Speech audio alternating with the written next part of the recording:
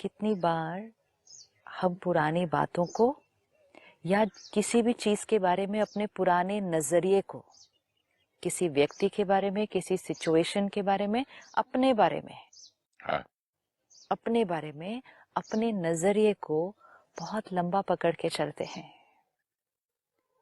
और आत्मा की जर्नी जब हमें समझ में आती है तो ये समझ में आ जाता है कि इतना लंबा अगर पकड़ के चला कि शरीर छोड़ने से पहले भी उसको नहीं छोड़ा, तो आत्मा एक नया कॉस्ट्यूम लेगी और एक छोटा बच्चा भी एक बहुत सारे बिलीफ सिस्टम्स के साथ चल रहा होता है।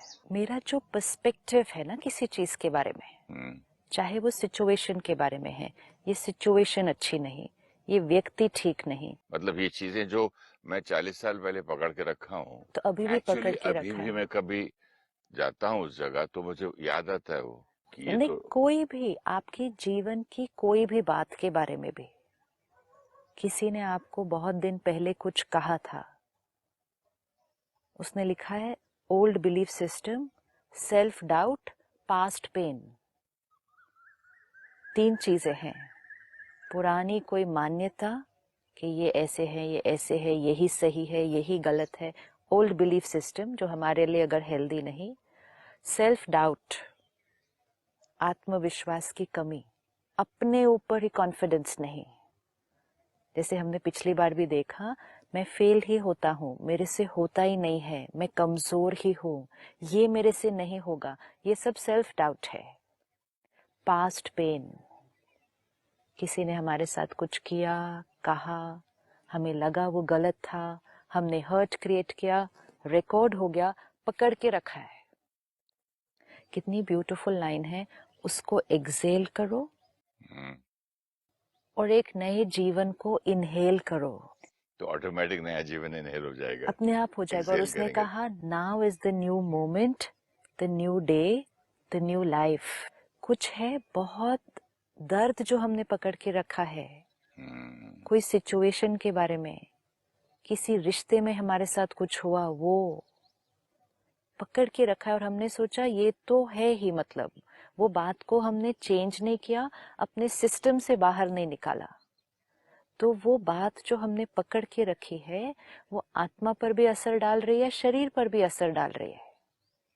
और उसने कहा उसको एक्सेल कर दो, आज एक नई शुरुआत हो सकती है, तो एक नए जीवन को इनहेल करो।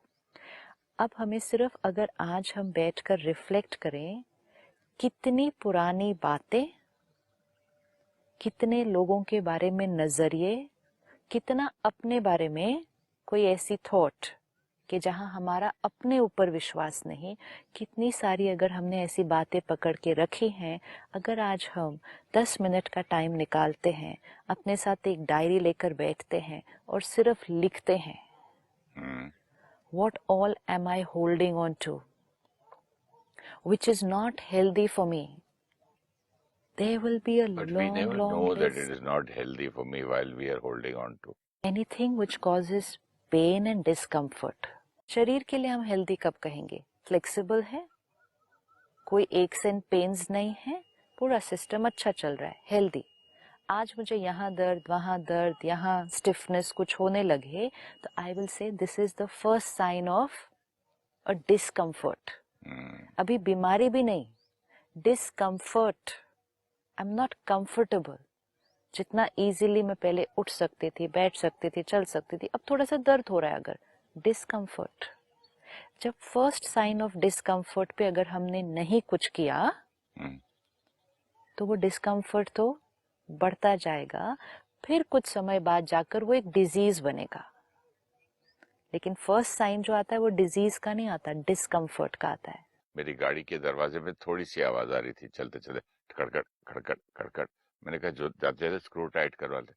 अरे जब तक गाड़ी चलती है चलाओ ना यार, तब देखेंगे। तो इस तरह बॉडी को भी बोलते जब तक खींचता हूँ खींच लेते हैं। बॉडी को भी खींचते हैं, लेकिन व्हाट अबाउट द सोल? हाँ, अभी तो मैं फिजिकल बातें कर रहा हूँ, लेकिन सोल का हमको मालूम नहीं है ना। हमें मालूम है ना, डिस्कम्फर्ट। डिस्कम्फर्ट है, लेकिन ये नहीं मालूम कि ये एक बीमारी हो बढ़ सकती है इस तरह। सपोज बहुत साल पहले मुझे कभी पहली बार गुस्सा आया या पहली बार टेंशन हुई, it was the first sign of discomfort. पहली बार मुझे किसी और की सक्सेस देख के अगर प्रॉब्लम आई थोड़ी सी, it was the first sign of jealousy.